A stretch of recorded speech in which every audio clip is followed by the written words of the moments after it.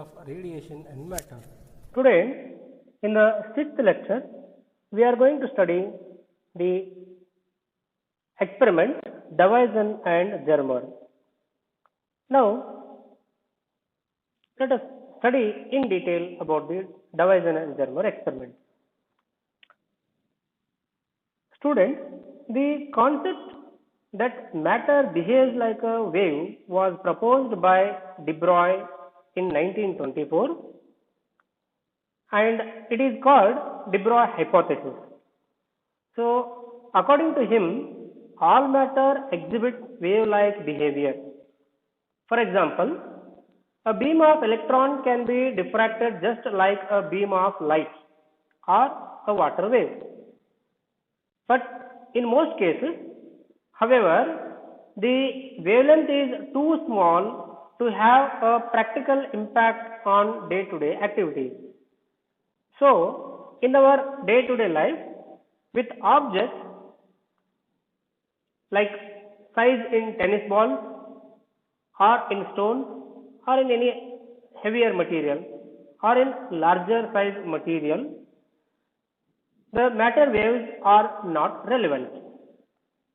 But all matter exhibits wave-like behavior that has given a proof by Davison and Germer experiment. So, we are going to study this experiment now. We will study with the construction.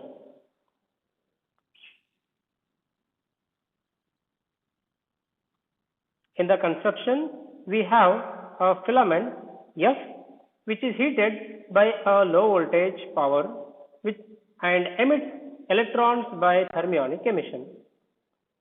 Here is an anode which represents by A.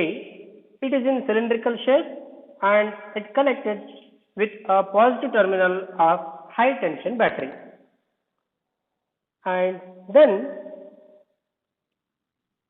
a nickel crystal is there which is used to scatter the beam of electrons.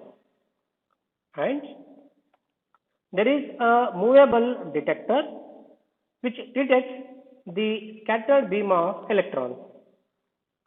And there is a galvanometer which measures the current constituted by scattered electrons. The detector can move on circular scale to detect scattered electrons at various scattering angles. Then here, a fine collimated beam of electrons is allowed to fall on the nickel crystal and the beam will scatter by the atoms of the crystal. The deflection in the galvanometer is proportional to the intensity of the electron,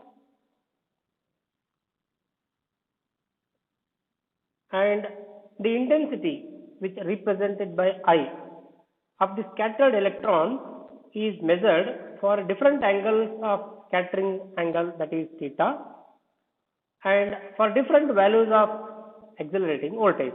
Next, we will go with the theory. The variation of intensity, that is I, for different values of accelerating voltage can be varied from 44 voltage to 68 voltage. Then it was observed strong peak appeared at accelerated voltage of 54 volts and scattered angle at theta 50 degree.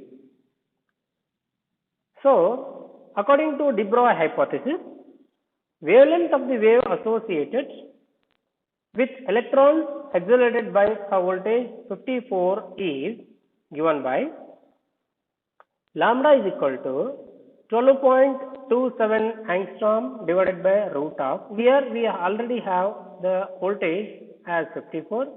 Therefore, in this equation, if I insert the value under root of 54, then we will get a result as the wavelength that is calculated by de Broglie hypothesis is 1.67 angstrom.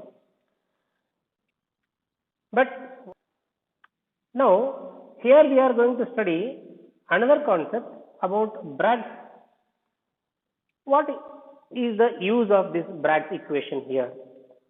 We studied that in diffraction, formula 2d sin theta is equal to n lambda.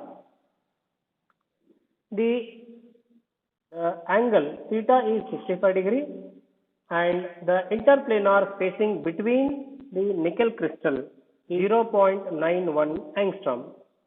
And for first principle maximum, when n is equal to 1, the lambda which calculated by Bragg's equation was lambda is equal to 1.65 angstrom. Here, according to the de Broglie relation, electron with a kinetic energy of 54 electron volts have a wavelength of 1.67 angstrom, and the experimental outcome was 1.65 angstrom by Bragg's equation. So these two results were almost close. Hence, whatever the de Broglie hypothesis was there, that proved as the matter also has a wavelength. It means it has a behavior of wave. Hence, we can say this shows that there is a close agreement between experimental and theoretical value of wavelength, which proves the existence of wave nature of electrons. So students, so this is how we understood even the matter also can exhibit wave nature. So now you can come to the conclusion of this chapter. The heading of the chapter itself is dual nature, as we initially told, dual nature of radiation and matter. Now we concluded that matter can have a wave property, and in the initial part we have studied that radiation also can have the particle properties. Radiation and matter, both they have wave nature and as well as particle nature.